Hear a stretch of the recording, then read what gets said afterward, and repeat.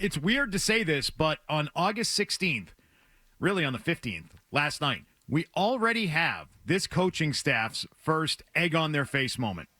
And that's not unusual for a first-year head coach to have those moments. I did not expect to have such a big one in the middle of August for how they have handled Drake Maye to this point.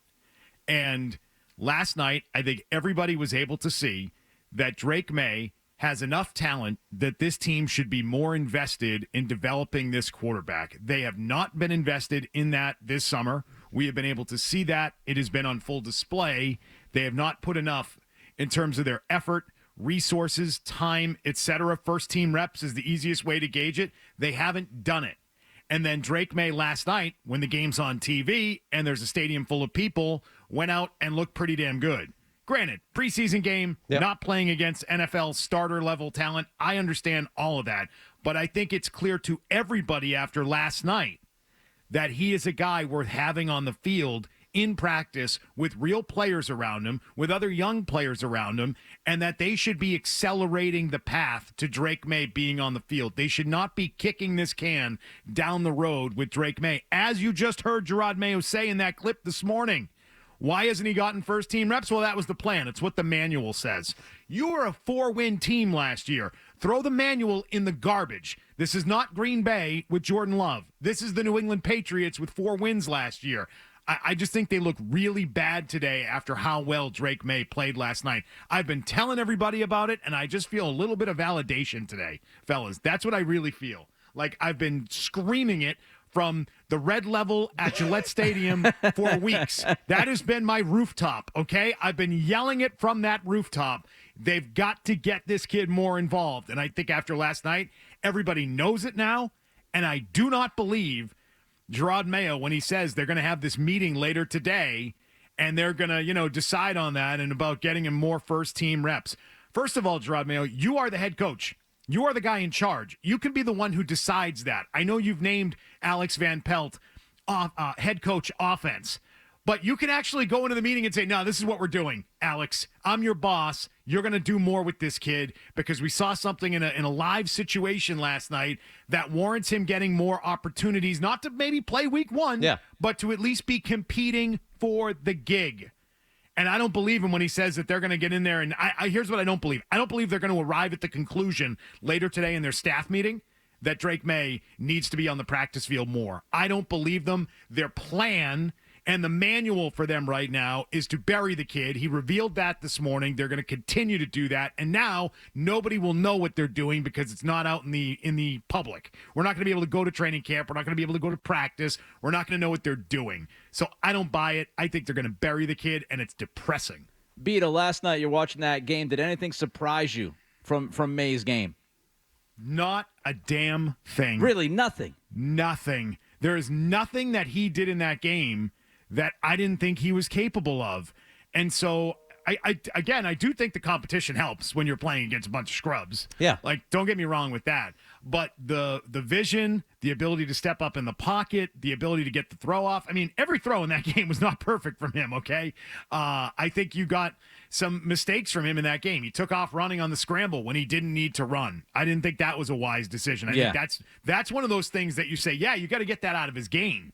For all the talk of the things that they need to reprogram, that's one of them. Those are like things you can fix, though, pretty quickly. And so, no, there's nothing about him. I've just been so high on Drake Maye that I watched it last night, and I'm like, yep, told you so. This kid has real talent. There's a reason why they drafted him 3rd overall. It's just their plan that I can't get on board with. So what do you make of week 1 and him only getting 7 snaps in that, and then versus what we saw? Like, has that become any clearer to you based on last night and everything that's gone on? Yeah, I think the situation that they have on their hands today is one they don't want. And I think that's why they took the opportunity last week to not play him. And then they just pushed this down the road another week is what they did. Do you think they're comfortable today? Do you think they're in a good mood down there today after watching Drake Maye? They have to be. I'm not sure they are. I know what you're saying, Beetle, but they had. I think it's validation to a point. I mean, it's early. It's against the competition that they had to face, as you've said. But they have to have at least a sliver of happiness that their 3rd pick overall looked like he could handle some stuff last night. I think I would ask you, if he didn't look the way he looked last night and if he fizzled, do you think they would be happy about that? Because that would be your argument. I think they'd be relieved that they didn't have to deal with it. I disagree. I think they would have some sort of validation for what they've done with him all summer. They could sit there and say, see, don't get on my ass now when we don't play him in the regular season. Don't be pissed at us for not seeing the kid. We're going to be working on him. We're going to be, developing him over the course of the next year. We had Burt Breer on pregame last night, and let me tell you, guys, this is the warning. I've already issued the warning once. I'm issuing it again. The guys that now run the Patriots football operation are Burt Breer guys, okay? and I issue that as a warning and as a way to not only prop up Burt Breer's coverage of the team, but to also put him down, which is to say he is going to defend them at every turn. But he also has great inside info about what's happening in those four walls. And he sort of let it out last night that their plan is to not play Drake Maye in 2024. That their plan, which has led to Drake Maye being buried on this team all summer long, their plan and Alex Van Pelt's plan, head coach offense, is to not play Drake Maye this season. And so I think that they are going to get uncomfortable if the pressure to play the kid when the team loses games, when Jacoby Brissett looks bad and throws horrible picks like the one that he threw last night in the end zone, when that sort of starts and we get into October and the fans are saying, why do I want to watch this team? They're going to start hearing it on that front, and I don't think they're totally on board with putting the kid in there.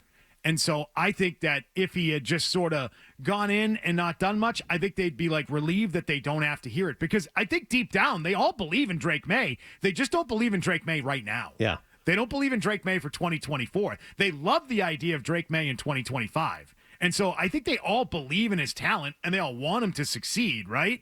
It's just the timeline that they sort of are on a different path than maybe what the rest of us would like for the team, given that we just watched them again win 4 games last year. See, that part I buy into, because coming off of the first preseason game, even as a fan, even though you were frustrated that you didn't see Drake Maye, you could buy into the whole redshirt year a lot more. Now, based on that performance last night, I just think the external pressure, man, if you are 2-8, 2-9, is going to be...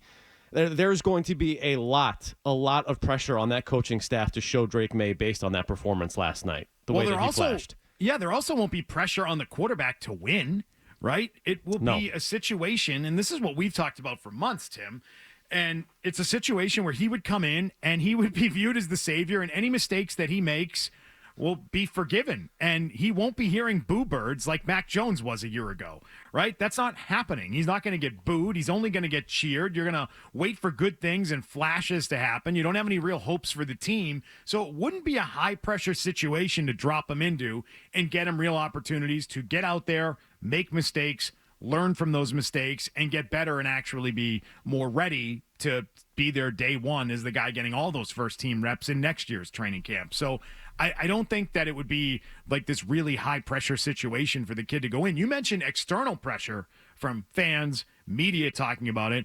I wonder if at some point there would be internal pressure from, I don't know, the owner of the team, right? Everybody's got a boss. Elliot Wolf is Gerard Mayo's boss, and Elliot Wolf has a boss, and it's the owner of the team. How does last night happen, and there's not sort of a phone call place like, hey, are you guys doing this right? Have you handled this right this summer?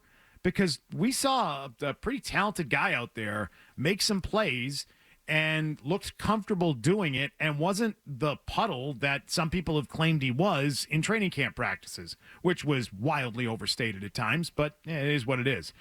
I wonder if that happens at some point. I wonder what happens in preseason game number 3, assuming Drake Maye gets more time and potentially makes more plays next Sunday night. What happens if that goes down? I mean, this is what I wonder about. Like, is anyone in there going to say at some point, hey, it's not okay for you to just go by the manual that you've put together there? The Green Bay Packers, Jordan Love, bench him for 3 years, bench Aaron Rodgers. We're going to actually need you to do something, because we need this guy at some point. So I wonder if there's internal pressure at any point. All right, I have to ask you about the guy that's reading the manual right now, which is Alex Van Pelt, and your thoughts on him last night. And then some of the comments post-game where Drake Maye is talking about Van Pelt is trying to integrate, some of the stuff he did in college into what they're doing there in New England.